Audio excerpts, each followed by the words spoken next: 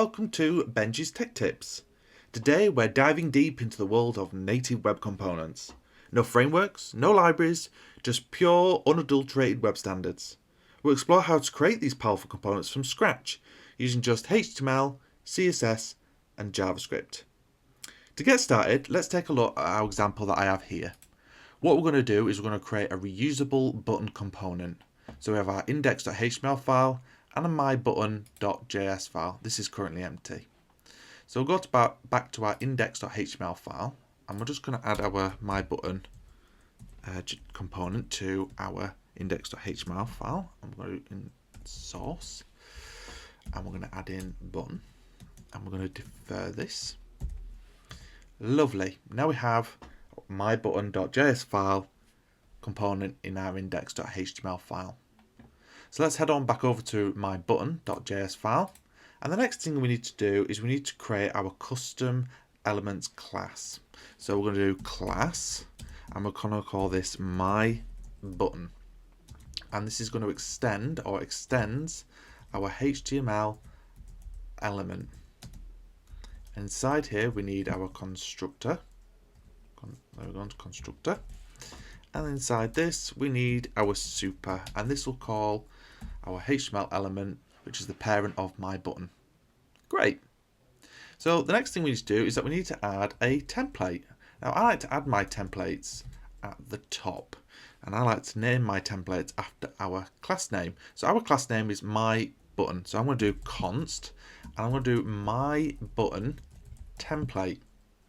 And what I want to do document.create element template, because that's the element we want to create.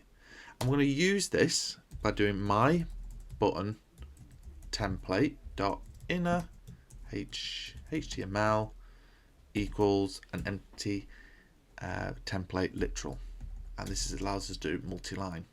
Great. So now we've got our template set up. The next thing we need to do is that we need to attach our shadow DOM.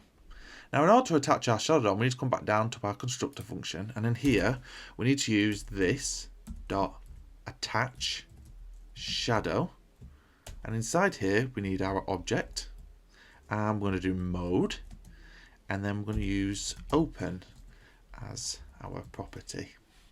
So we have mode and open. Now what this line does is by having it open, it allows us to access this shadow DOM from outside. So maybe in our index.html file in a script tag. Now if you want that completely closed off, you can simply change this to closed so it's fully encapsulated. But I think the best practice really is to have it open.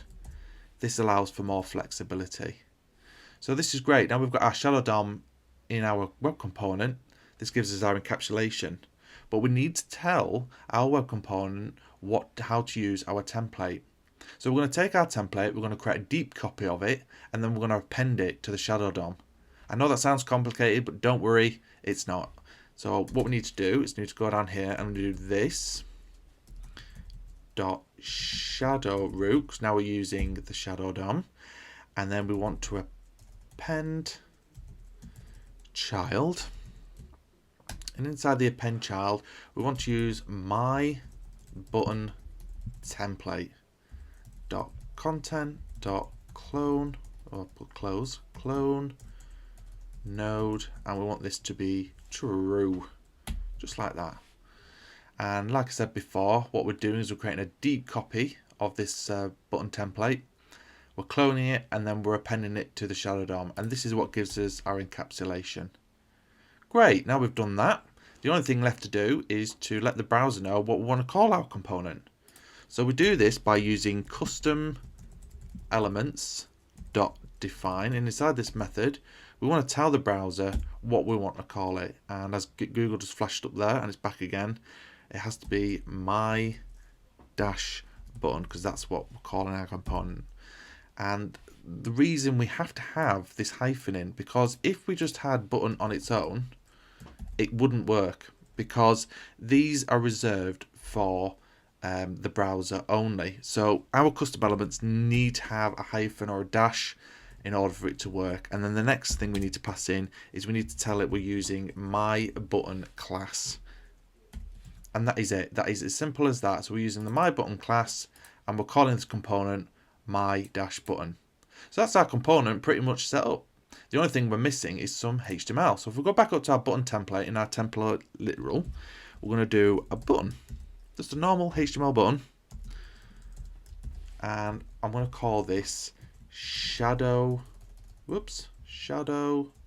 DOM button. There we go. And then we're going to head back over to our index.html file. We still have our mybutton.js component attached to the index.html, which is great. And then we head on down to the button tag, and in here we're going to simply add in my button.